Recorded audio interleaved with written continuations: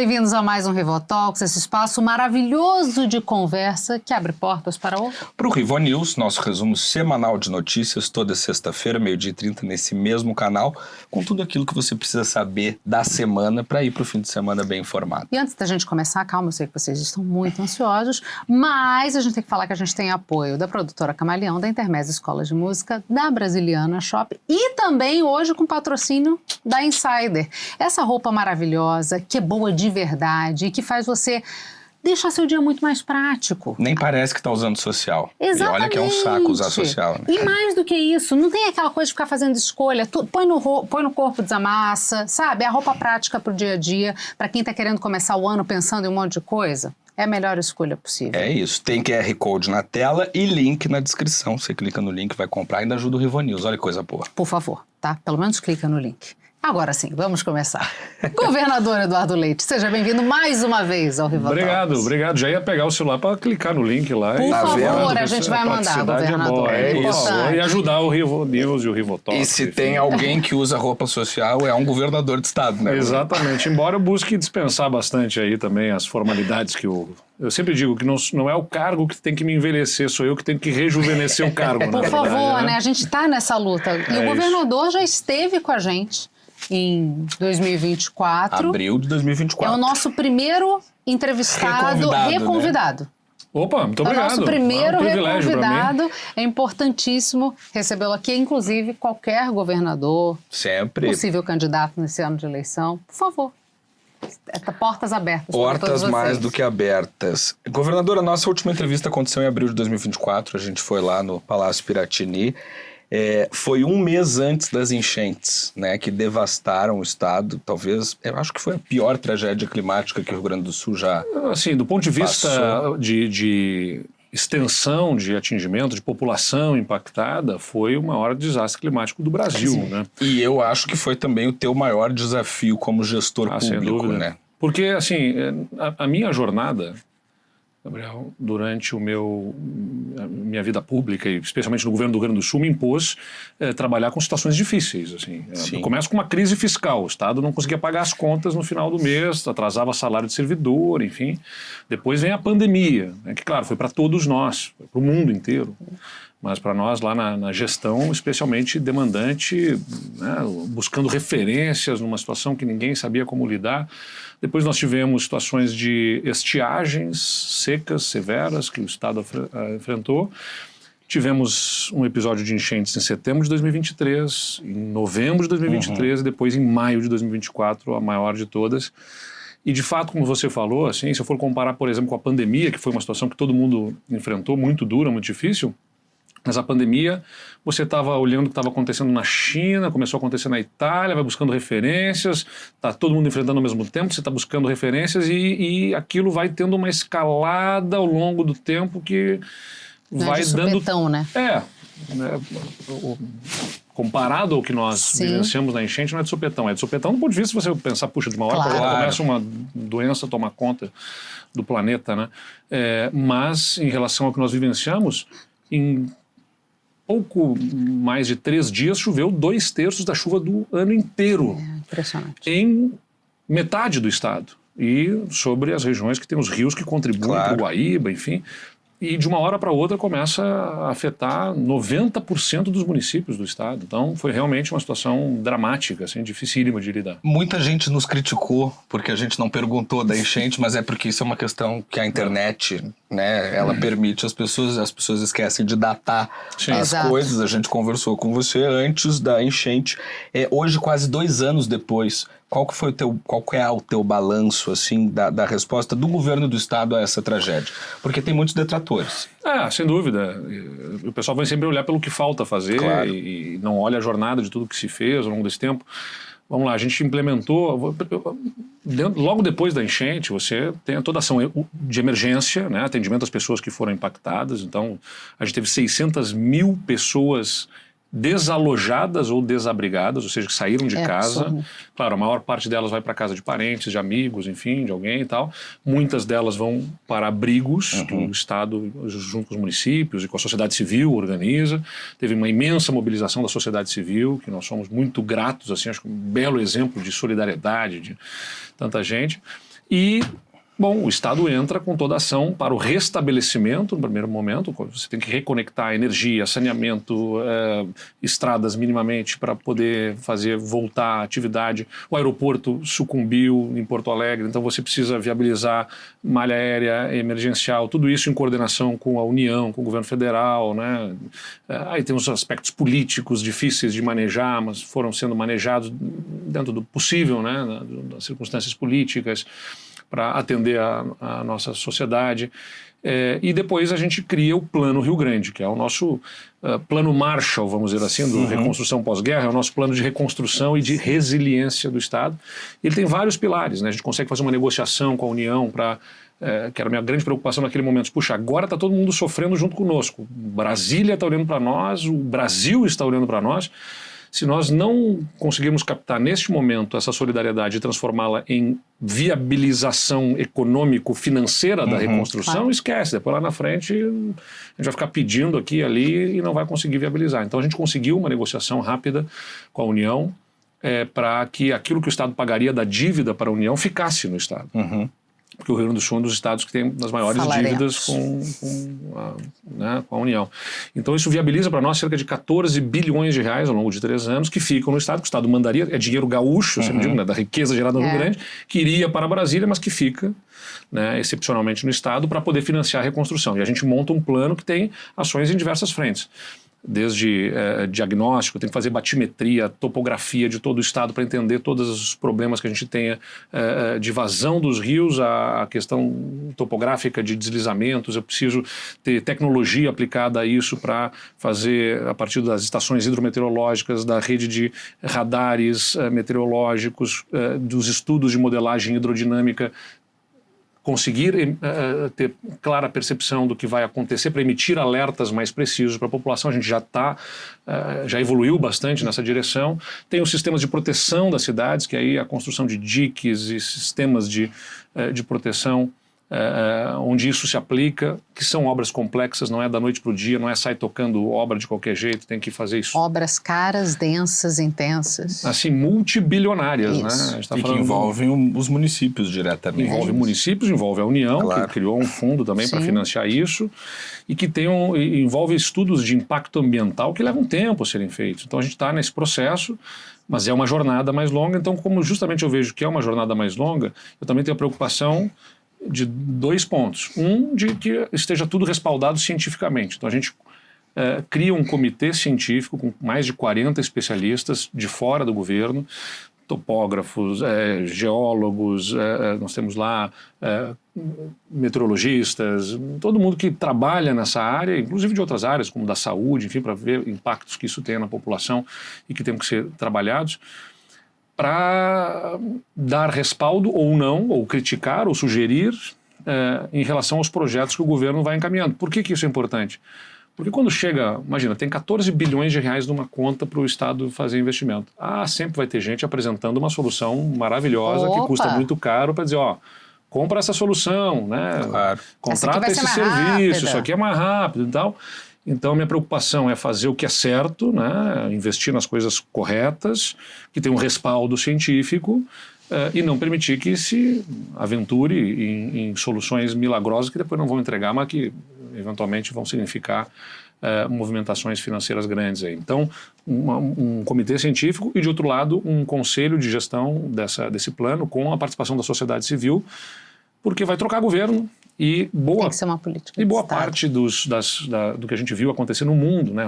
Katrina, em Nova Orleans, as grandes obras de resiliência de Nova Orleans levaram 10, 12 anos para serem feitas. Então, no Japão também, processos de construção dos sistemas de proteção, onde houve desastres de grandes proporções, também 10, 15 anos, na Holanda.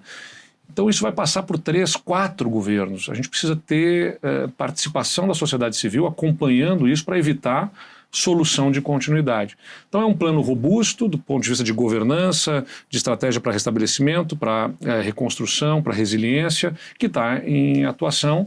O Estado já tem uma forte recuperação, eu diria, mas é claro que sempre haverá ainda, né, pontos a serem resolvidos porque é um processo muito mais longo. Até porque a gente não sabe o que vai acontecer com o meio ambiente daqui em diante, então realmente uma coisa é certa, vai ser mais recorrente e com maior intensidade, isso já está muito claro. Né? Mas a gente tem que falar um pouquinho da questão da dívida que você mesmo mencionou, né? O Rio Grande do Sul, governador, a dívida do Rio Grande do Sul com a União, salvo engano, está calculada em 106 bilhões de reais, né? Mas isso estava suspenso aí desde a enchente, como o senhor mencionou, são cerca de 300 milhões de reais por mês que devem voltar a ser pagos, mas aí já no primeiro semestre do ano que vem. E além disso, tem a questão previdenciária no Rio Grande do Sul, que também é muito séria.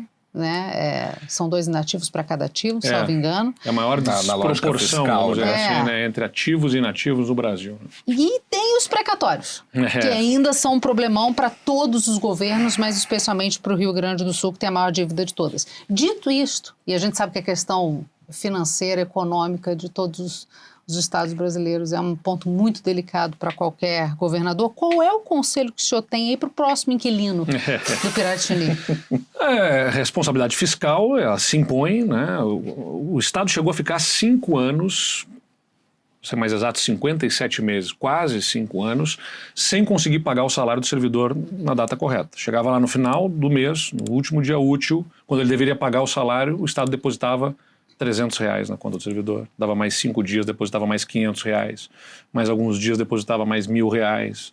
Até integralizar a folha de pagamento, teve meses em que levou 40 dias, ou seja, bateu uma folha na outra, já tinha que pagar a folha seguinte, não tinha terminado de pagar ainda a folha anterior.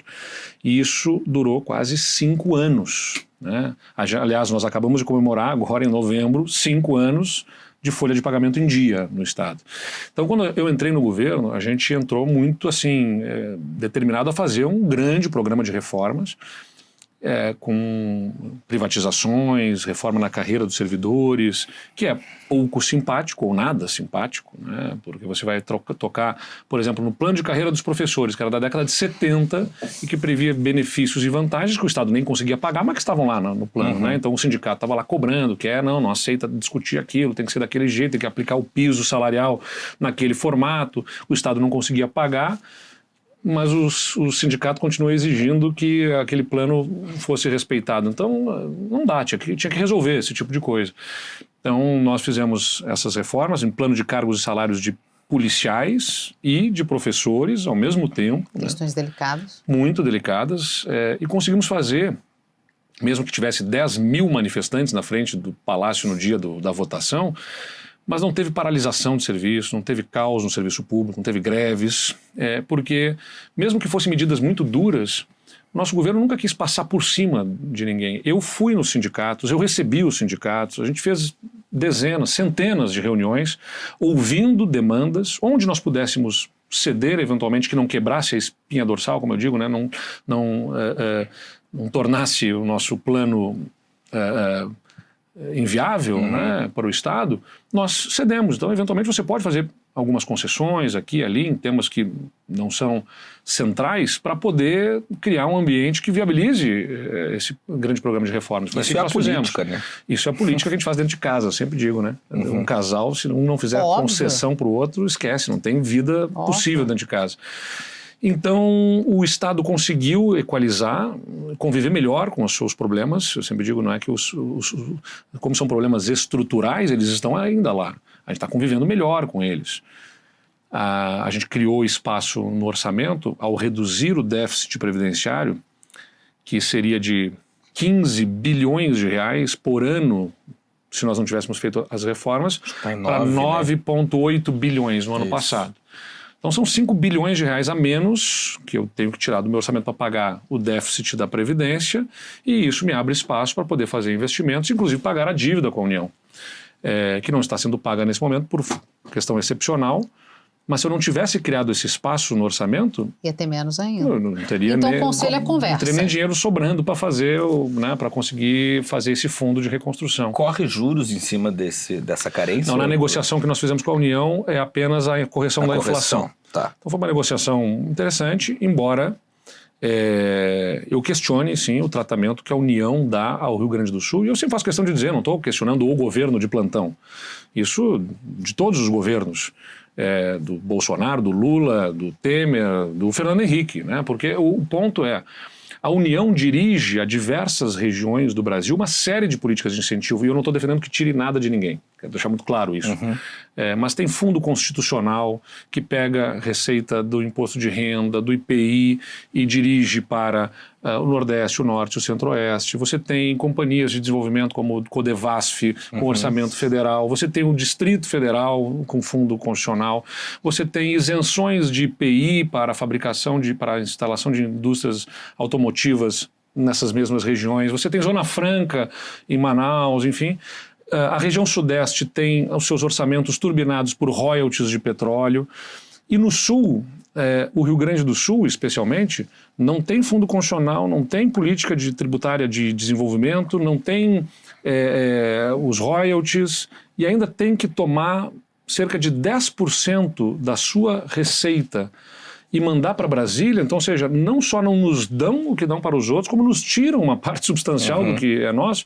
Ah, bom, mas isso é da dívida que foi gerada. Sim, tá bem, mas essa dívida ela foi contraída décadas atrás, financiando investimentos em infraestrutura que, de alguma forma, geraram desenvolvimento que a União também apropria a partir da geração de riqueza. Rio Grande do Sul. Exatamente. Então, que é um grande problema tem que equalizar isso, né? Pelo relatório do Tesouro, né? Agora, de que a dívida esse ano do Brasil, né, é capaz de bater os 83%, o que é basicamente o fim do mundo. Para um país em desenvolvimento, e né? Com o juro real mais alto do planeta. Exato. Né? Então e aí, juro pagando dívida. E aí, Gabriel, a gente tem um ponto que é importante mencionar, né? Quando você tem esse gasto público desenfreado, gerando dívida, e naturalmente pressionando, portanto, juros, porque você tem, de um lado, a necessidade do governo se financiar para esse endividamento, e de outro lado você tem, pela própria irrigação que o governo faz na economia com esse dinheiro, pressão inflacionária, então os juros acabam indo lá para cima, e o Brasil, no ano passado, terá gasto quase R$1 trilhão em pagamento de juros. Sim. Né? R$1 trilhão. A gente está falando, claro, que parte disso não é evitável, vamos dizer assim, mas se você conseguir reduzir essa taxa de juros, ou seja, se você consegue conter essa gastança toda do governo federal a partir de reformas que vão ser feitas, e naturalmente também envolvem temas pouco simpáticos, como desvinculação de correção de benefícios previdenciários da mesma correção do salário mínimo, e isso tem que ser discutido. Você consegue reduzir esse déficit público, consegue reduzir os juros e, consequentemente, você consegue reduzir a pressão que esses juros geram no orçamento também por essa necessidade de pagar, né, essa rolagem da dívida. Então, o ponto é que a discussão que se faz é muito rasa sobre esse assunto, né, no Brasil, porque parece que você está querendo então diminuir, então o Estado tem que ser menor na vida da população. Não, eu não defendo que o Estado seja menor, eu defendo que o Estado esteja presente com força onde ele deve estar. Com prudência. É isso, né? Então o Estado tem que estar lá, por exemplo, eu pego o exemplo do Rio Grande do Sul. Todas as reformas que nós fizemos não tornaram o Estado menos presente na vida das pessoas. Pelo contrário, o Estado hoje é muito mais presente na vida das pessoas. Nós temos o maior efetivo policial dos últimos 20 anos no Rio Grande do Sul. Os governos que me antecederam não conseguiam nem repor os policiais que se aposentavam por conta da inviabilidade fiscal. Então se aposentavam policiais e eles não repunham. Nós não apenas... O que se refletiu na segurança pública. Sem dúvida, nós temos os melhores indicadores já registrados nas últimas décadas no Estado. Nós conseguimos reduzir 60% homicídios, nós conseguimos reduzir 80% roubos de pedestres, nós conseguimos reduzir 90% roubos de veículos nesses 7 anos, e somos, segundo o Fórum Brasileiro de Segurança Pública, o Estado mais seguro para se andar com um celular na rua, né? Porque o menor número de roubos de celulares no Brasil é no Rio Grande do Sul, per capita, né, da população. Então, o Estado avançou muito em termos de segurança pública, porque agora o Estado tem capacidade fiscal para estar presente lá. Então não adianta você querer ter um Estado que gasta muito, dizer que isso é um Estado forte, quando o Estado está gastando mal, né? Ele tem que estar com força na segurança pública, ele tem que estar com força na educação, ele tem que estar com força na saúde e com programas coerentes e consistentes, e não simplesmente pagando benefícios e privilégios para servidor público que não sustenta uma atividade, um serviço público decente para a população. Claro. Falando em temas nacionais, governador, você é a grande incógnita das eleições desse ano, né? Da graça. Eu não sou incógnita, Eu estou aqui dizendo assim, quero ser candidato a presidente e me disponho a ser candidato a presidente para liderar um projeto. Agora a incógnita não está comigo, está com o arranjo político todo, né? Bom, a sua vontade é muito clara, isso em todas as entrevistas e tal. Tem quem defenda que você assuma essa candidatura mesmo, propositiva, de centro na eleição presidencial. Tem quem diga que uma candidatura sua ao Senado, por outro lado, já sairia vencedora de cara, então seria também uma... Sempre digo que o primeiro passo para perder uma eleição é achar que está ganhando. É isso, mas tem quem diga, né? E tem também o grande assunto desse momento na política gaúcha é se você vai renunciar ou não para ajudar na campanha do seu vice, Gabriel Souza. Eu sei que você adora não responder objetivamente esta pergunta. Objetivamente, Fernando. Objetivamente. Mas o que a gente pode esperar de Eduardo Leite para 2026? Não é que eu adoro não responder, porque tem um cenário ainda movediço politicamente, né? E eu me movimento nesse cenário. Então, objetivamente, eu quero ser presidente da República. Eu entendo que o Brasil precisa ter um caminho alternativo a essa polarização que está aí posta. Eu sou dos brasileiros que não se conforma com isso. É muita energia colocada para destruir um adversário e nenhuma energia colocada para construir soluções. Os problemas são absolutamente complexos. E aí o que o populismo faz? Ele não oferece soluções, ele oferece culpados. Ele aponta o dedo para lá ou para cá. Isso aqui é culpa desse, isso aqui é culpa daquele. Tá bem, eu não quero saber de culpados, eu quero saber de soluções. Tem um mundo mudando aí, né? Tem um componente geopolítico absurdamente diferente hoje do mundo que nós vivenciamos. Tem inteligência artificial rompendo com absolutamente tudo, mercado de trabalho, na forma como as pessoas se relacionam, como se vai produzir um potencial enorme de gerar concentração de renda, essa inteligência artificial, se nós não tivermos ações, né, de políticas públicas para poder dirigir isso no sentido correto, enfim. E aí fica discutindo a culpa desse, a culpa daquele, não gosto desse, não gosto daquele. Então eu quero sim ser presidente da República, liderar um projeto que coloque toda a energia para atacar os problemas e não para atacar as pessoas. Agora não depende apenas de mim, né? Depende de um contexto, tem um partido político, né? E eu estou num novo partido político porque, infelizmente, o partido ao qual eu estava vinculado durante mais de 20 anos trilhou um caminho que reduziu muito a possibilidade de atuação a partir dele. Eu respeito muito aqueles que permanecem, desejo sucesso, né, porque acho que permanece lá muita gente interessada em fazer a política do jeito que eu acredito, mas ficou absolutamente inviável, muito difícil para não dizer inviável, no PSDB ter uma relevância nesse debate político. E por isso me movimentei para o PSD. E o PSD tem o meu nome, tem o nome do governador Ratinho, que se apresenta também. O próprio presidente Kassab sempre manifestou, olha, se o governador Tarcísio se apresentar é uma possibilidade de nós apoiarmos, ou uma chance real de nós apoiarmos o Tarcísio. Dentro do campo bolsonarista, o Tarcísio acho que fazia mais gestos ao centro do que, né, não tenho dúvida, do que o Flávio é capaz de fazer. Claro. Agora, quando o Flávio Bolsonaro se apresenta, isso aumenta as chances do PSD ter candidato. Então nós estamos num processo de discussão, espero que nas próximas semanas a gente tenha uma definição sobre essa questão da candidatura à presidente. Bom, não sendo viável uma candidatura à presidência, eu vou olhar para o Rio Grande do Sul, onde melhor eu possa dar a contribuição para a continuidade do projeto que eu lidero.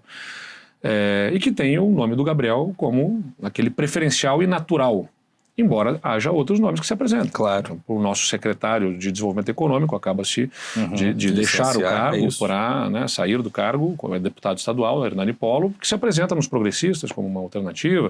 O deputado Kovács Filho é um deputado federal, dentro do progressistas que se apresenta.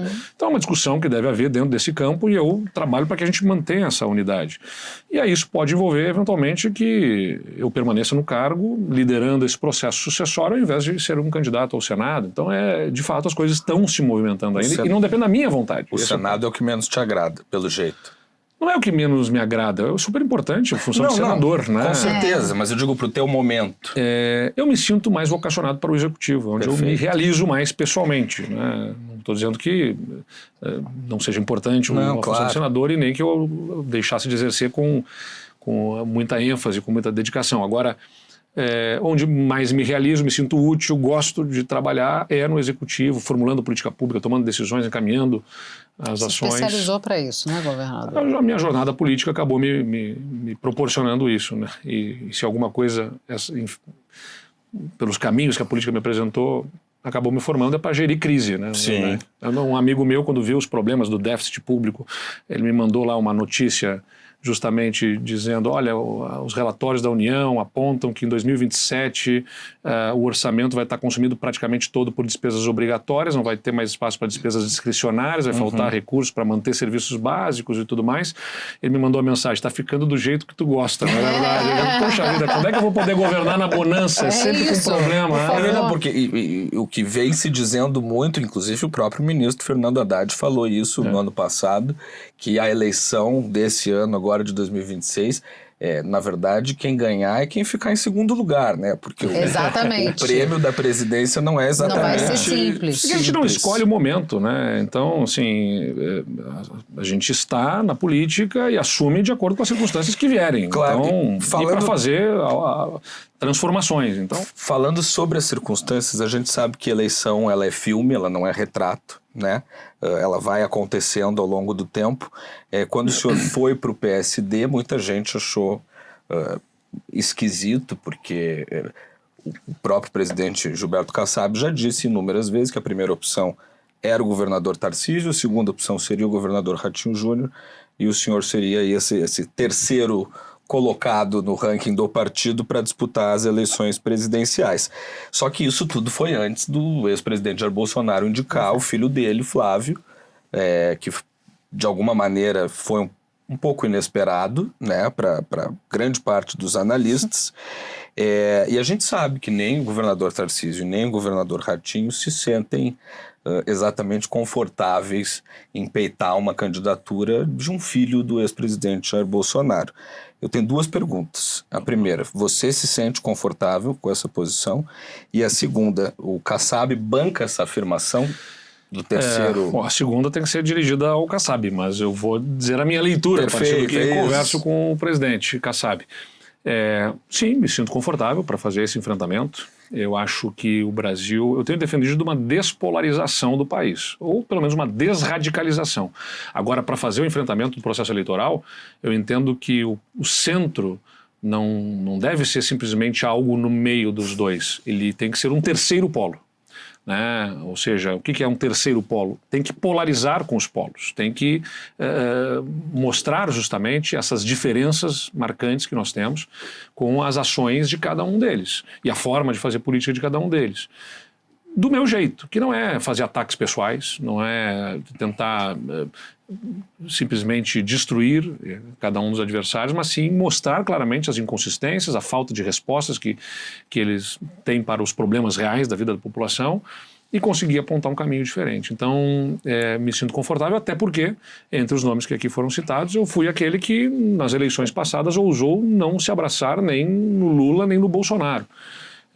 Numa eleição altamente polarizada, isso quase que me inviabilizou, né? Num processo político que as pessoas estavam olhando esse debate entre Lula e Bolsonaro, e eu insisti que nós deveríamos trabalhar um caminho alternativo, e na eleição do Rio Grande do Sul não apoiei nem o Lula nem o Bolsonaro, nem no primeiro turno nem no segundo. Então isso me dá uma independência para esse processo eleitoral.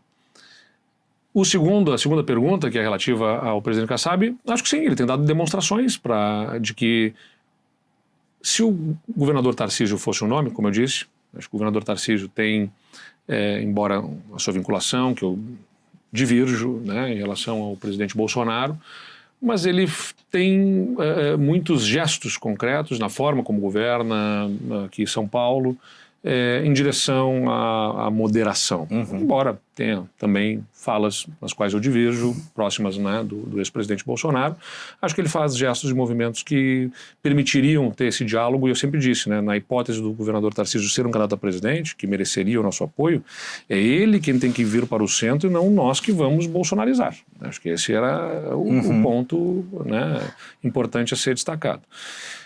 Bom, agora, se isso não se viabiliza, o próprio presidente Kassab disse, nós não estaremos nem com Lula nem com o Bolsonaro. Então, reforça a disposição do PSD de ter uma candidatura.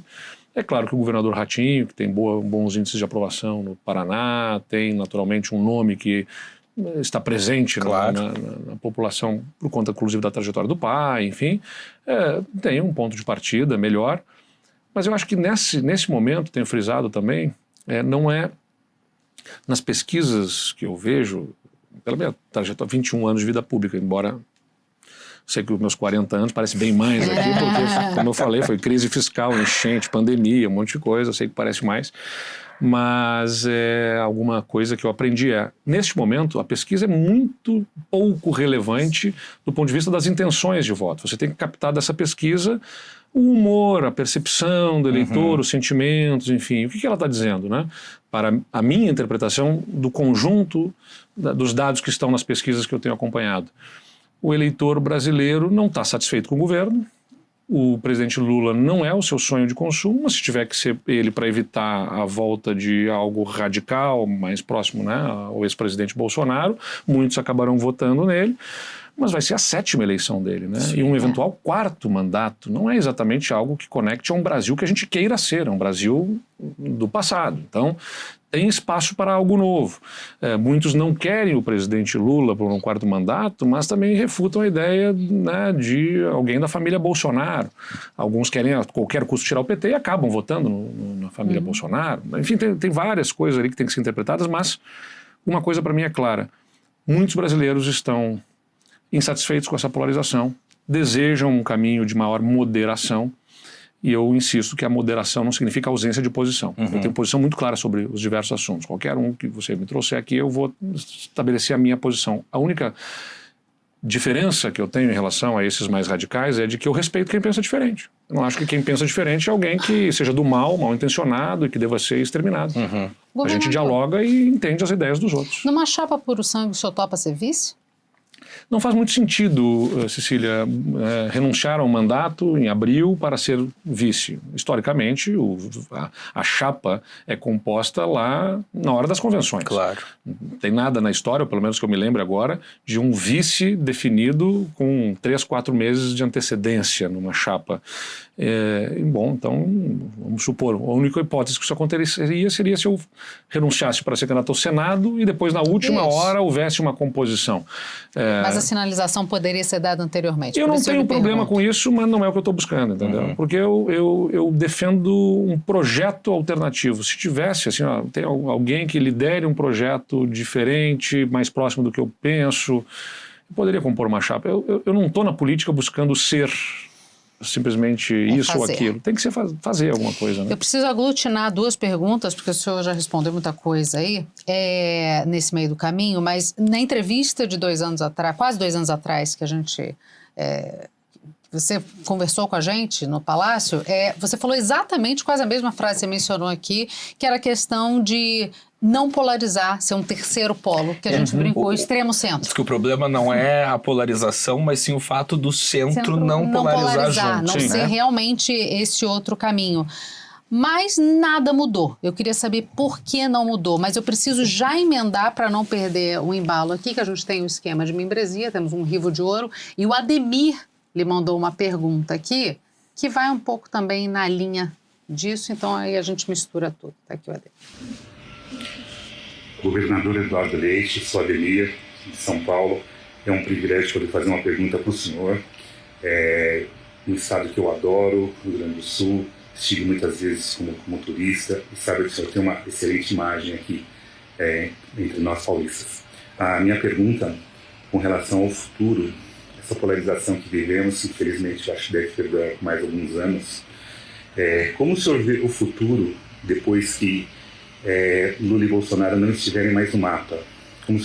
Qual o cenário que o senhor traça com relação à política, à sociedade, e se haverá domínios familiares, ou pulverização, ou novas polarizações, enfim.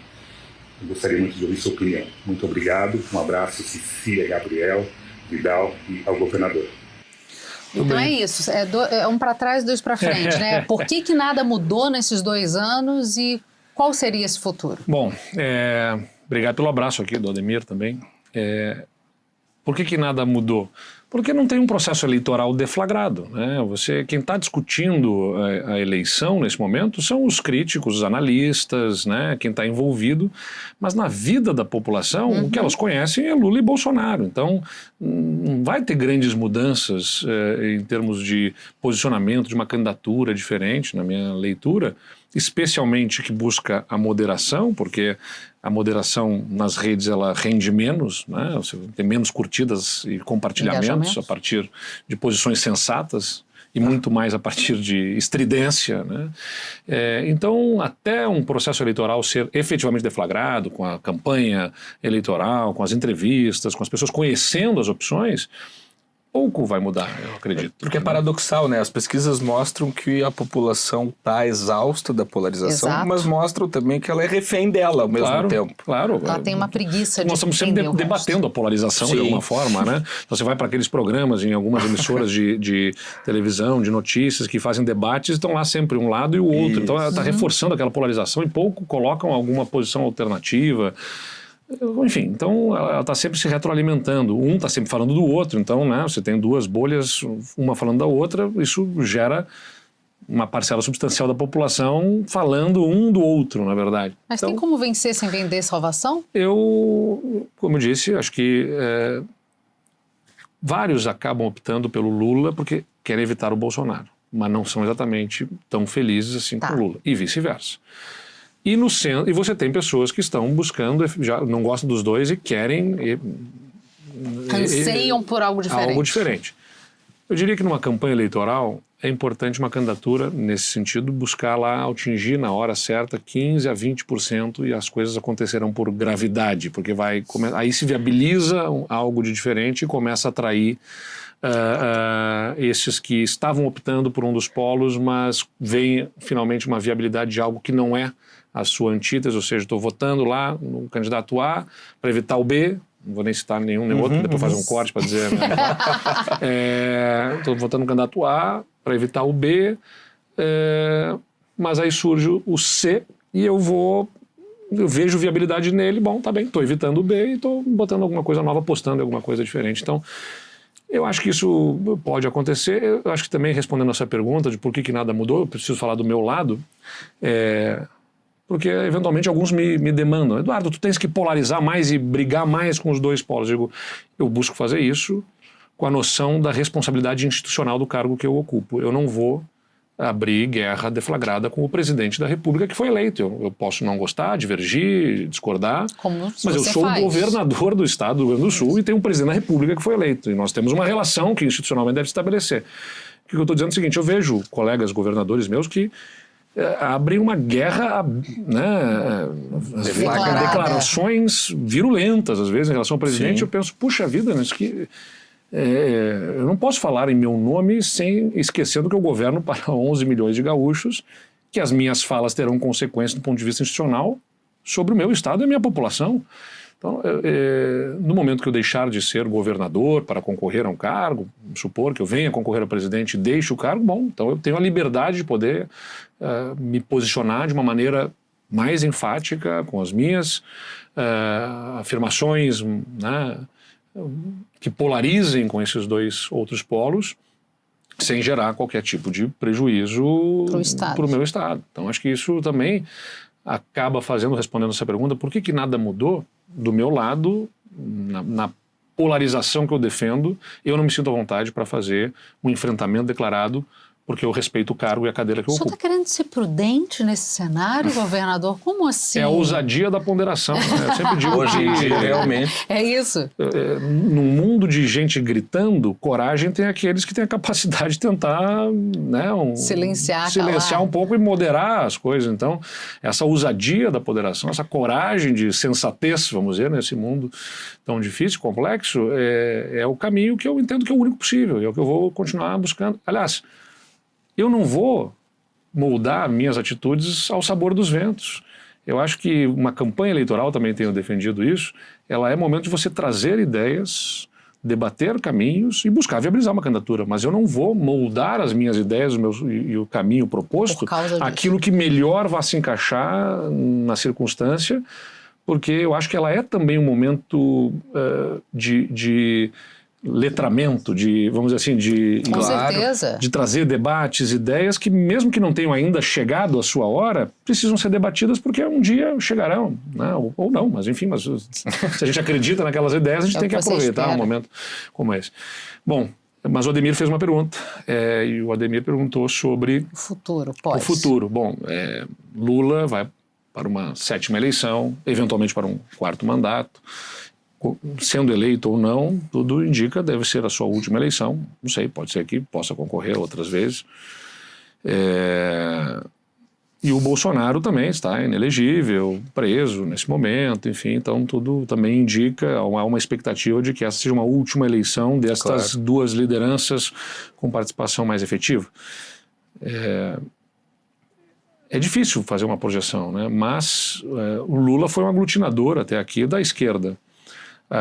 Quando ele deixar a cédula e quando ele deixar de ser um líder presente na vida partidária, há quem aposte, eu ouso dizer que isso é uma possibilidade de uma fragmentação, inclusive, do próprio partido, né? Porque tem as suas alas, as suas correntes, as suas... Não tem sucessor. Ele não está fazendo. E não tem um sucessor, enfim, então isso é o ônus de alguém, né? Que carregou o bônus, imagina, concorreu 7 vezes, vai para uma eleição, claro, com 35%, 40%, 45% de intenção de voto. Claro. Se tem um nome que esteve presente em todas as eleições, foi o dele, seja como candidato ou como grande líder, né, defendendo uma candidatura, no caso das eleições da Dilma e do Haddad, como candidatos. É claro que isso gera todo o recall e, de outro lado, gera também esse abafamento de novas lideranças. Quando se for, o que vai acontecer? Disputa por esse espólio sem ter um nome que saia na frente. Isso vai gerar uma fragmentação, possivelmente, né? E a mesma coisa pode acontecer do lado do campo bolsonarista. Que já está acontecendo. Há quem diga que o mais sábio diante disso que você está falando agora, da sua parte, seria se candidatar ao Senado, enfim, a algum outro cargo e esperar esses 4 anos, já que em 2030 a gente muito provavelmente vai ter uma eleição sem esses 2 grandes mobilizadores do voto popular, e aí usar esses 4 anos, claro, para fazer o que o cargo lhe exige, mas ao mesmo tempo ganhar uma projeção nacional. Isso, embora na última pesquisa Ideia Meio, você na espontânea esteja à frente de Ronaldo Caiado, que é um homem que já concorreu várias vezes à presidência, à frente de Romeu Zema, até do próprio Ciro Gomes. E estamos ali na estimulada também num patamar semelhante, 3% a 5%. Isso. Como eu disse, a intenção de voto ela é menos relevante do que captar o sentimento. Eu tenho muita confiança de que se eu tiver a oportunidade de ser um candidato, eu consiga traduzir esse sentimento de tantos brasileiros e encontrar um caminho alternativo entre esses 2 polos. Insisto, porque acho que consigo trazer elementos que outros candidatos não conseguem, por ter ousado não me abraçar nesses 2 polos em eleições passadas. Alguns dirão que em 2018 eu declarei, como fiz, o voto ao candidato Bolsonaro, mas eu insisto, né? Não foi um apoio, foi dentro de uma circunstância específica. O meu adversário na época no Rio Grande do Sul, o ex-governador Sartori, optou por fazer o equivalente ao Bolsodória, né? Aqui em São Paulo, o Sartonaro lá, uma campanha conjunta, né? Surfando naquela onda. O que eu fiz foi uma declaração de voto, marcando as minhas diferenças, as minhas divergências, porque, vamos lembrar, naquele contexto nós tínhamos o presidente Lula preso, o Haddad como candidato buscando o Lula na cadeia, como conselheiro, e logo depois da Lava Jato, o PT, com um dos maiores escândalos de corrupção que o país tinha visto, sendo protagonizados, entendia que a volta deles ao poder seria muito ruim.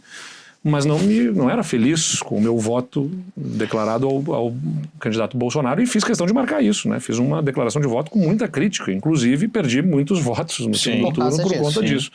Mas eu preferi optar por esse caminho. E na eleição passada eu decidi não declarar meu voto em nenhum dos candidatos. Como cidadão, dei meu voto na urna e reservo o direito de não tratar dele, justamente porque, como líder de um projeto político, eu defendo um caminho alternativo. Então eu não quero ser traduzido pelo voto que eu dei na urna, porque o meu voto não guarda relação com o que eu acredito, no final das contas, porque nenhum dos candidatos representava a minha forma de ver. Foi a situação em que a maioria do povo agiu. Exatamente. Voltando à nossa entrevista de 2024, naquela época o senhor estava no seu 5º ano de mandato e você de alguma maneira evitou, não por nenhuma razão que enfim... Ficasse explícita no momento, né, nítida. Mas evitou entrar em grandes polêmicas nacionais, até porque o Rio Grande do Sul estava num outro momento, e disse pra gente que a sua prioridade era o Rio Grande do Sul, então que os assuntos dos quais você gostaria de discutir mais eram sobre o Estado. Só que a gente vem vendo nitidamente, até pelas suas redes sociais, que você vem comentando mais temas nacionais e até internacionais, eventualmente. Isso é parte de uma estratégia de campanha? É uma demanda do eleitor ou é uma coisa que você realmente sentiu que precisava fazer? Na jornada que eu tive, governador de um primeiro mandato, me envolvi nas prévias do PSDB, disputando com o governador João Dória quem seria o candidato. Cheguei a renunciar ao mandato para estar disponível para uma candidatura presidencial lá em 2022. Ou seja, fui governador, né, tratei de temas nacionais naquele momento das prévias e da renúncia. E ao decidir voltar para o governo do Estado, entendi que era o momento de voltar as atenções novamente para os temas locais. Então, tinha feito aquela incursão, vamos dizer, aquele ousado movimento, né, para a discussão de temas nacionais, e voltei para casa, entendi que deveria cuidar dos assuntos da paróquia, vamos dizer assim, né? E conforme o tempo vai passando, e nós vamos nos aproximando do final do mandato, e temos uma eleição, e eu estou aqui me posicionando como pré-candidato ao presidente, buscando essa condição. Entendo que é importante me manifestar sobre os temas nacionais também. Então, sem gerar com isso algum tipo de dificuldade para a administração dos temas locais, né? Porque as coisas mais importantes já superamos. Então, agora posso me dedicar um pouco também sobre esses assuntos. E aqui entre nós, só aqui entre nós, para quem assistir, também porque falei a meus conselheiros políticos, assim, amigos próximos, olha, eu estou concluindo o meu segundo mandato de governador, eu quero falar sobre as coisas sobre os temas, da forma que eu acredito, né? E se as pessoas gostarem, que bom, se não gostarem também, eu quero ter a tranquilidade que eu falei sobre os assuntos, da forma que eu acredito. Então eu não quero deixar essa função e a oportunidade de frequentar espaços e de falar e de ser ouvido, claro, né? Sem falar as coisas que eu penso do jeito que eu penso.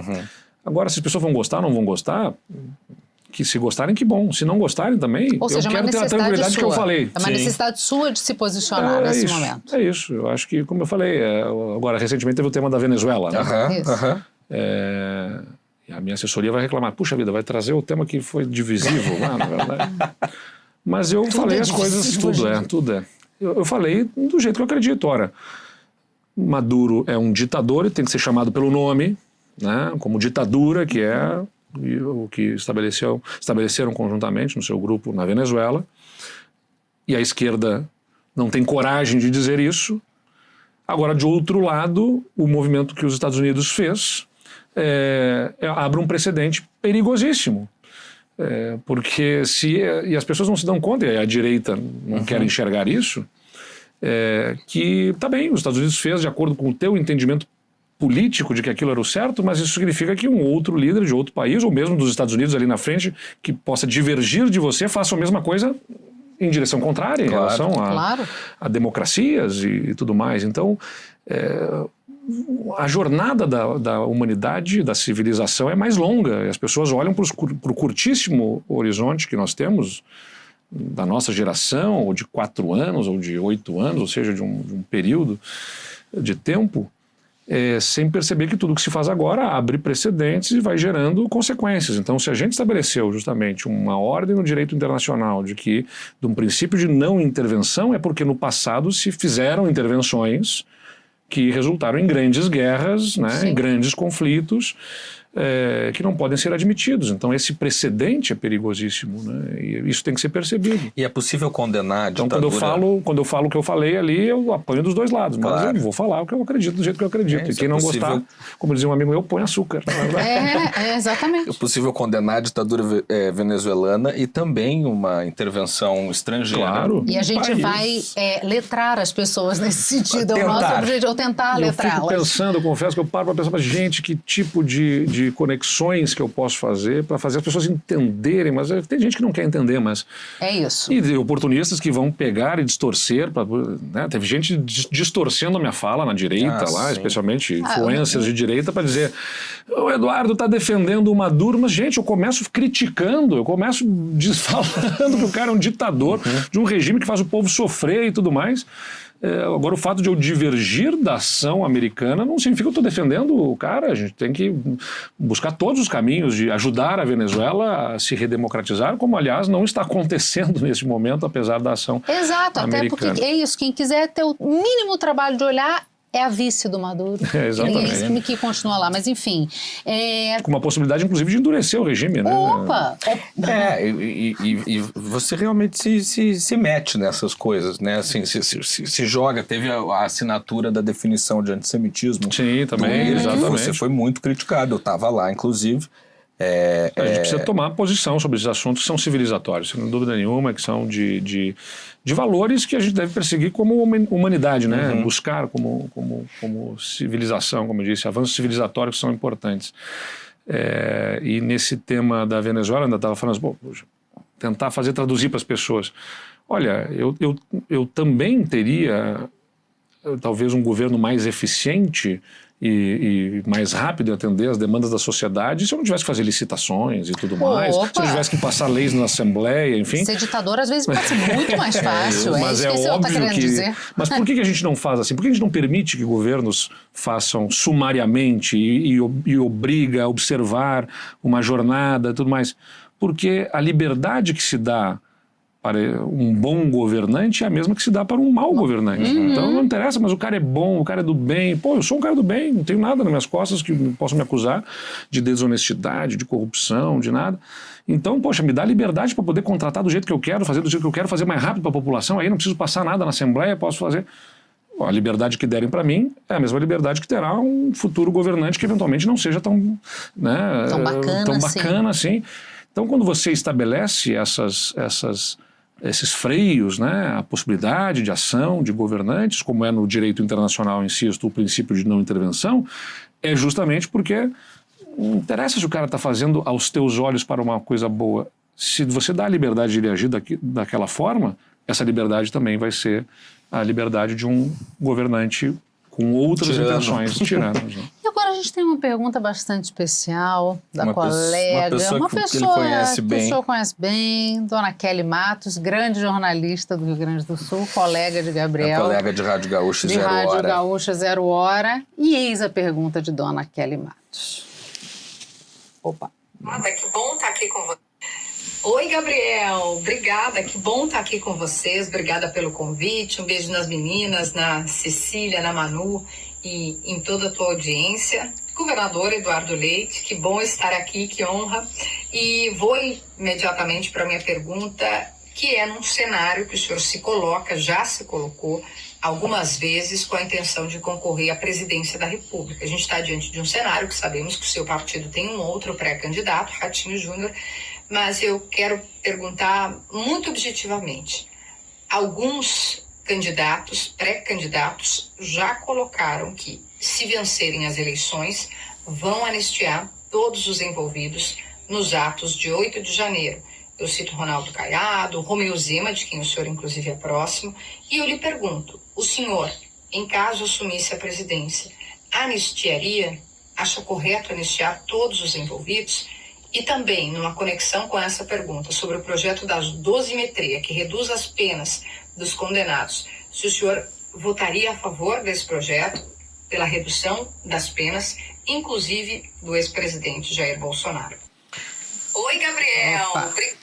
Bom, eu acho que a anistia não é admissível, especialmente na circunstância que a gente vive. Eu sempre discuto não apenas com especialistas, mas dentro de casa também, né? Meus pais são professores de direito, hoje aposentados, são boas referências para mim. A gente tem muita discussão dentro de casa sobre isso, né? E uma coisa que ficou muito clara para mim nessas boas conversas que eu tenho tido é a anistia, ela não é um tabu, acho que ela pode ser discutida dentro do nosso ordenamento jurídico, mas ela pressupõe um arrependimento também, né? Você tem que identificar naquelas pessoas que eventualmente serão anistiadas que elas demonstrem claramente um arrependimento, né? E não é o caso até aqui, né? Não foi nada demonstrado nesse sentido, e há uma proximidade também, a anistia dos fatos que aconteceram, que impossibilita de que isso seja, na minha visão, moralmente aceitável. Agora, eu compreendo que a dosimetria das penas merecia uma discussão. Penas para algumas pessoas, especialmente aquelas envolvidas nos atos do 8 de janeiro, com mais de 17 anos. Os baderneiros, né? Enfim, que estavam envolvidos dentro do contexto Claro. de golpe de Estado. Não tem como dizer que não. Tinha um contexto ali de toda uma defesa de ruptura institucional. Mas há aqueles que tramam toda... bolam toda essa estratégia, e aqueles que são levados dentro de uma multidão a fazer. Tem que ter punição para todos, com doses adequadas, na minha visão. Não estou dizendo que a dosimetria do projeto de lei, na forma como ele foi aprovado, seja adequada. Mas há penas que não foram adequadas.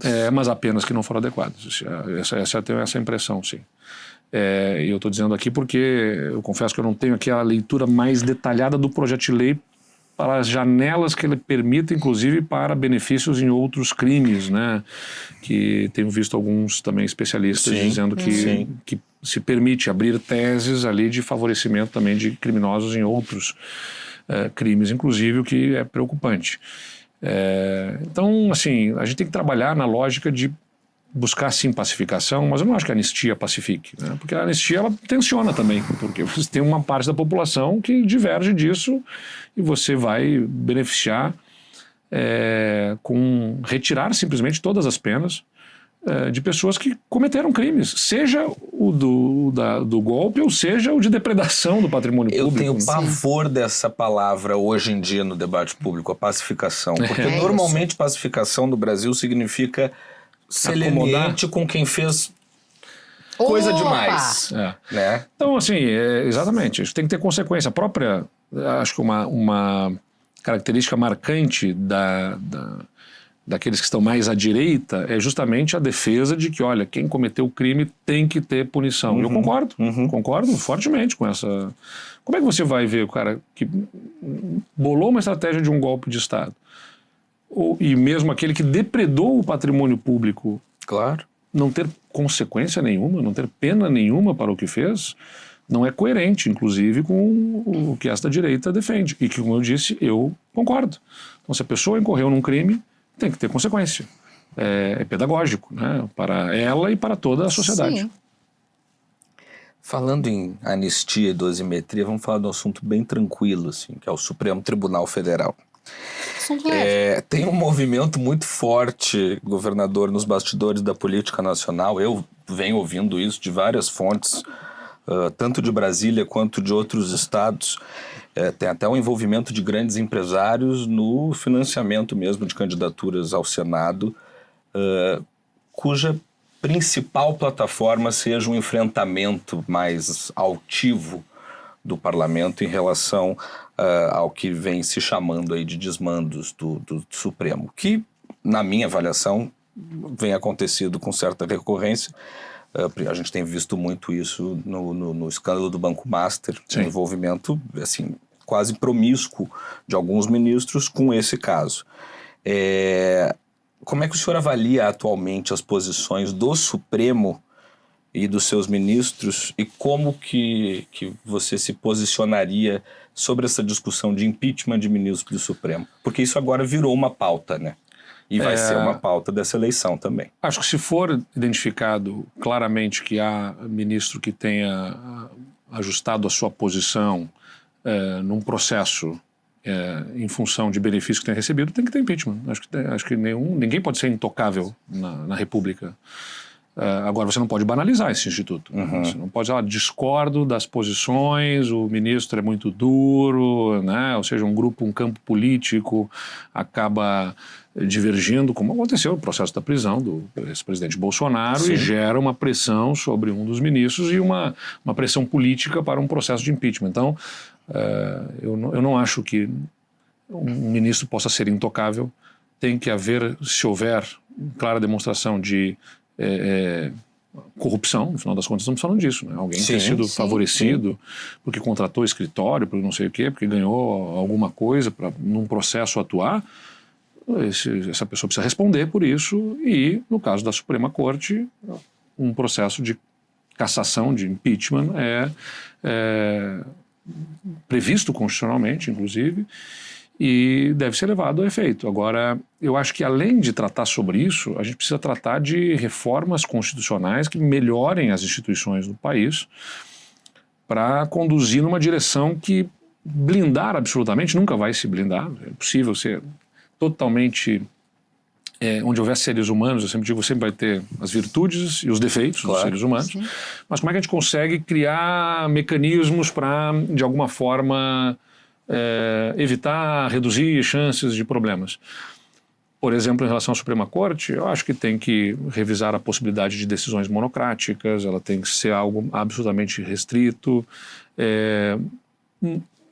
Fala-se sobre mandatos para ministros do Supremo, eu gostei muito de algo que defenderam para mim e acho que pode ser um caminho que você tem uma idade máxima, também colocar uma idade mínima para o ministro do Supremo, para acima de 60 anos, inclusive.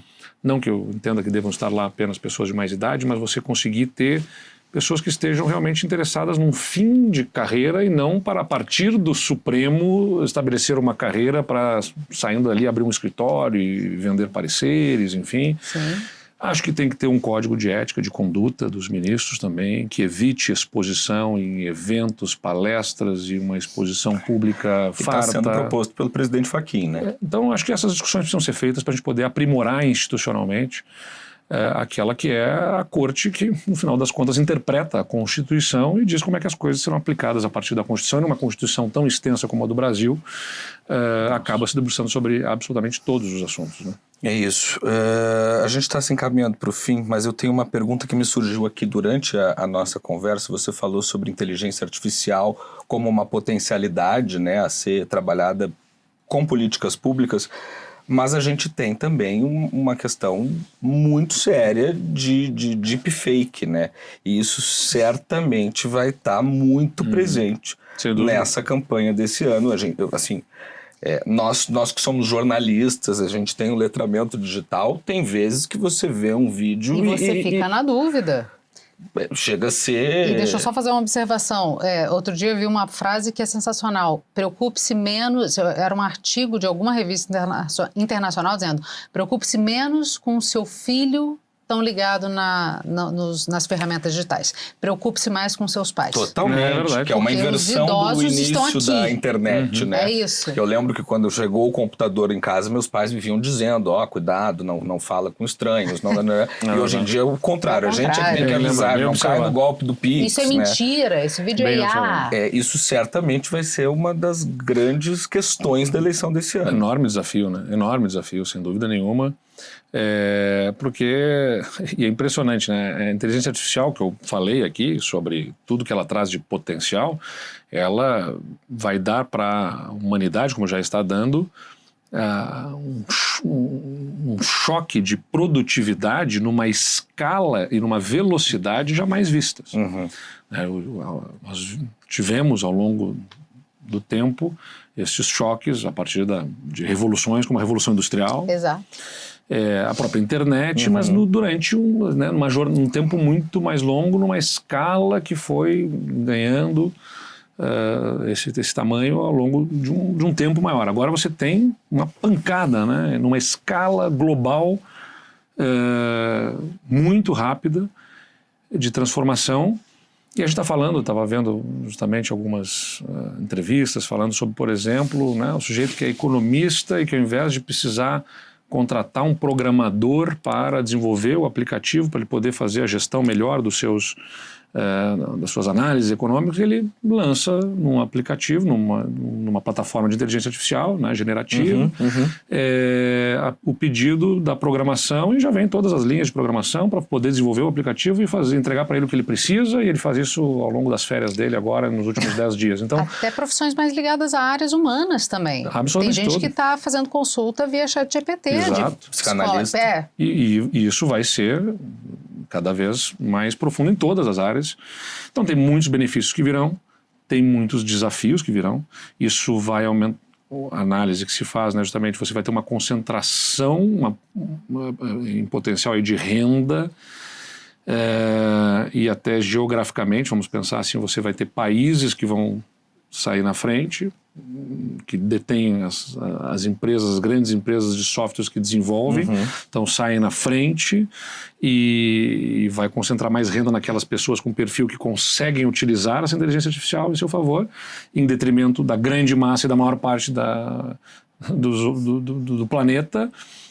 Isso vai aumentar frustrações, vai gerar maior tensionamento social. Então, quando eu estou falando sobre inteligência artificial aqui, o que vai ter de impacto, já está tendo, é absurdo, gerando um terreno mais fértil ainda para populismos, porque, como falamos já ao longo da nossa entrevista, o populista pega toda essa complexidade de problemas e faz o que é mais fácil. Claro. Aponta um culpado. Né? Então, é o imigrante que está tirando seu emprego, você está frustrado porque você está observando aí que a sua vida não está melhorando, que você trabalha e não consegue atingir o nível de renda que seus pais tinham, né? Seu pai tinha um carro melhor, casa própria. Carro melhor não tinha um carro, sei lá, você não consegue comprar seu carro. Seu pai tinha o apartamento, uma casa própria, e tinha ainda uma casinha na praia lá pro final de semana, você não consegue alcançar isso. Então vai endereçando discurso para essa frustração dessas pessoas e ainda diz: e o imigrante está aqui tomando o seu emprego. Claro, isso nos países mais desenvolvidos. Isso vai gerando um nível de tensionamento, de insatisfação, e eles conseguem pegar e canalizar essa frustração toda, e essa frustração vai aumentar a partir do que a inteligência artificial promete gerar de impacto. Então, não é sobre frear a inteligência artificial, acho que tem que ter clareza disso. Não é impossível fazer isso. Não tem como sobre frear. Regular? A gente vai ter que encontrar o caminho em que governos atuem para que ela pelo menos não torne mais acentuada a nossa divisão como sociedade, né? Perfeito. Eu não tenho a resposta para isso. Acho que essa é uma resposta dificílima. Mas é onde deve estar o esforço de como é que a gente consegue conduzir esse processo. E vai ter o impacto em tudo, inclusive nas eleições. Isso... E vai levar tempo até que as pessoas saibam fazer o uso, né? Identificar as diferenças, as possíveis diferenças, acreditar no discurso de quem está dizendo esse vídeo não sou eu, Sim. essa foto não sou eu. Eu me lembro que a gente, quando eu fui candidato a prefeito em Pelotas, em 2012, a minha preocupação era com os panfletos apócrifos, né? Ou seja, nos últimos dias da eleição, a gente está caminhando para ganhar a eleição, então, olha, fiquem atentos porque nas paradas de ônibus podem começar a lançar um monte de papelzinho aí com mentiras para tentar. Então a gente tinha equipes que ficavam nas madrugadas rondando a cidade para detectar se começaram a distribuir alguma Né? coisa. Digital é impossível. Agora é assim, né? Claro. Apertou um botãozinho aqui e lançou para todo mundo, para milhões de pessoas. Realmente. Agora também é verdade que rapidamente você também consegue alcançar todas as pessoas Antes você tinha que recolher o bilhete a bilhete. Né? Agora você consegue rapidamente disseminar a informação verdadeira e pelo menos tentar trazer a verdade. Mas desfazer o desmentido claro, é muito mais difícil, né? Claro. Ela é muito letramento digital e eu realmente não entendo como é que alguém tenta se colocar à disposição de governar nações. Eu não entendo, governador, mas enfim. Eu preferia ter outras ambições, né? Realmente. Mas Cecília, me desculpa, mas essa parte é dura, né? Se for perguntar pro Thales, o meu marido, é claro que ele vai dizer, puxa vida, adoraria que a gente não estivesse nessa vida, mas ele me apoia demais, assim, ele entende. E eu queria dizer algo sobre isso. É que quando a gente vê a força da transformação daquilo que a gente... na vida das pessoas, puxa vida. Não é que eu queira ficar divulgando coisas de governo aqui, mas quando a gente fala sobre reduzir 60% de homicídios no Rio Grande do Sul, como a gente reduziu, significa sair de 3.300 homicídios que o Estado tinha para 1.300. Foram 2.000 vidas preservadas. E se eu olhar que a maior parte dessas vidas são de jovens, a gente salvou a vida de milhares de jovens ao reduzir essa incidência de homicídios no Estado. Quando a gente fala sobre criar um programa que dá atendimento para pessoas com autismo, que não tinham qualquer atendimento e passou a ter centros de referência de atendimento a pessoas com autismo, quando a gente consegue expandir serviços na área da saúde, reduzir filas, a gente está salvando vidas. Então, eu estarei na política o tanto quanto as pessoas acharem que eu devo estar. Não tem nenhum problema se as pessoas disserem, Eduardo, não te queremos mais, queremos outro, vamos ousar, o outro prometeu mais coisa. Beleza, a vida é das pessoas, elas vão, né, o voto popular absolutamente soberano escolhe o seu destino. Eu vou estar até onde as pessoas entenderem que eu devo estar. E me realiza muito, sou muito feliz com o que fiz e sei que transformei a vida na minha cidade, sei que transformei a vida no meu estado, fui o primeiro governador reeleito. De alguma forma pude, a partir da exposição que eu tenho na minha vida pública, dar alguma contribuição a falar da minha intimidade, inclusive, da minha orientação sexual e de alguma forma abrir caminho para tantas pessoas, porque foram milhares de mensagens que eu recebi, do tipo, Eduardo, a gente se reconciliou aqui em casa a partir da tua entrevista quando você assumiu a sua orientação sexual, porque o meu pai não falava mais com o meu irmão e agora eles voltaram a falar porque você abriu uma possibilidade da gente retomar esse contato, de discutir esse assunto dentro de casa. Eu não estou dizendo que eu sozinho faço essa transformação, tem milhares de pessoas ativistas LGBT que atuam. Mas você é um representante político, né? Mas de alguma forma eu pude fazer também um pouco da minha parte ali. Então, isso dá uma realização enorme, né? A gente toma pancada, dói, não vou dizer que não dói, claro, cansa. Quando vejo comentários que eu acho injustos na rede social, machuca, não tem como dizer que não machuca, eu sou um ser humano. Mas, ao mesmo tempo, a gente recebe muito carinho de muita gente. E eu sei que eu mudei a vida das pessoas. Como eu falei, vocês são números objetivos. Sei lá, se eu pegar... A merenda escolar no Rio Grande do Sul era 14 milhões de reais que ia por ano, agora são 180 milhões. Tinha bolacha com suco e agora tem refeição boa lá, entendeu? Dignidade. É dignidade e eu sei que isso tá mexendo na vida das pessoas para melhor. Isso me deixa feliz. Então tá, suponhamos que o senhor consiga disputar a presidência da República, o senhor vire presidente da República. Eu sei, por causa da minha vida, o nome da minha filha é Eduarda. Então, a origem desse nome significa guardião da riqueza. Então, o senhor vai ser o guardião da riqueza desse país. Posse ali no dia... 6 de janeiro. 6 de janeiro. Mudou, não é? Mudou. É isso. Porque não dava para viajar, entendeu? Não, gente, atrapalha demais o recesso, o plantão do jornalista. Beber uma coisinha a mais no dia primeiro na virada, porque no dia seguinte a posse é difícil. E o plantão do jornalista, que era sofrido? Não dá. Não, mas é verdade, né? Realmente não fazia sentido. Não faz sentido. E todas as agora os governadores são... Na verdade, a posse do presidente, se não me engano, é dia 5 e a dos governadores é aqui dia 6. Acho que ficou nesse sentido. Dito isto, o guardião da riqueza do país, qual é a sua prioridade? Número 0. Vamos dizer sempre, puxa vida, vai falar do assunto fiscal não mobiliza, enfim. Mas a primeira coisa, assim, se eu for eleito presidente, a primeira coisa que eu faço é mandar para o Congresso a emenda para acabar com a reeleição. E eu explico por quê. Primeira atitude. Se eu for eleito, eu sou eleito no meio de um ambiente polarizado. Tanto os que estão à esquerda quanto os que estão mais à direita anseiam voltar ao poder. E o governante de plantão será o primeiro obstáculo deles para a volta deles ao poder. Então o trabalho deles será inviabilizar o governante de plantão. Eu quero poder resolver os problemas do país. Eu não quero buscar uma reeleição simplesmente. Então, tá gravado, hein, governador? Pode gravar. Tá gravado. Por favor, disseminar. É isso. Faz várias cópias, inclusive, dessa gravação, não tô brincando. Claro. Hoje em dia não precisa internet, mais, né? Chama-se internet, exatamente. A gente... Não, mas tem que ter um ambiente de colaboração, de cooperação. Não estou dizendo que vai promover consensos absolutos, mas tem que haver um ambiente de colaboração política para enfrentar os reais problemas do país. Se o governante de plantão é um virtual candidato à reeleição, num ambiente que você tem duas forças que serão ainda relevantes, vai eleger muita gente do campo lulista, vai eleger muita gente do campo bolsonarista. O que eu quero dizer é o seguinte, pessoal, não me olhem como adversário aos projetos de vocês terão toda a possibilidade de voltar lá na frente, em 2030, mas o país tem urgências, como, por exemplo, o tema fiscal, que a gente vai ter que discutir reformas que tragam as contas para dentro do que realmente o país é capaz de suportar. E essas reformas, elas são, novamente, pouco simpáticas. A gente vai ter que endereçar discussões relacionadas a enxugamento da máquina. Desagradar grupos. Como eu falei, discutir os fatores de correção de salários, né, e de benefícios previdenciários.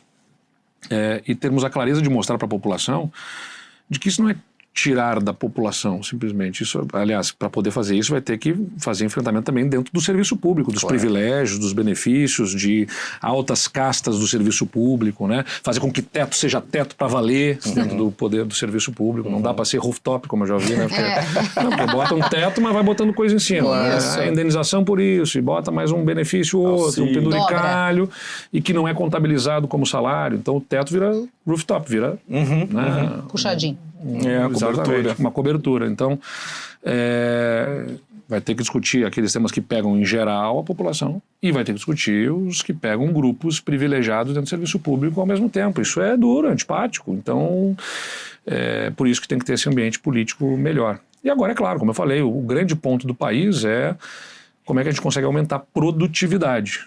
E o que melhora a produtividade? É investimento no capital humano, melhoria de infraestrutura, né, e melhoria de ambiente de negócio, que envolve inclusive a abertura comercial do país, indústria, para poder modernizar a nossa própria indústria. Você tem uma série de protecionismos no país que geram uma zona de acomodação, vamos dizer. Por que algum setor vai ousar desenvolver uma nova tecnologia e arriscar-se e fazer investimentos? Ele já tem o benefício de estar protegido porque não entram novos competidores. Então vamos ter que tocar em alguns temas como esses.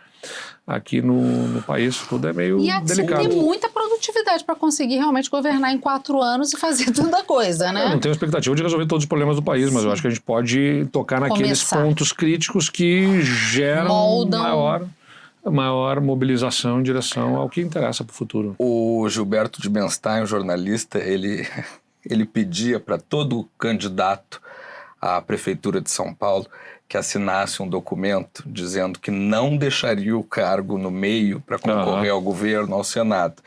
E aí virou uma espécie de piada, porque todos os que assinaram fizeram isso na sequência. Isso. Eu não vou te pedir para assinar nada, não porque eu não confio na tua palavra, mas porque tá registrado aqui.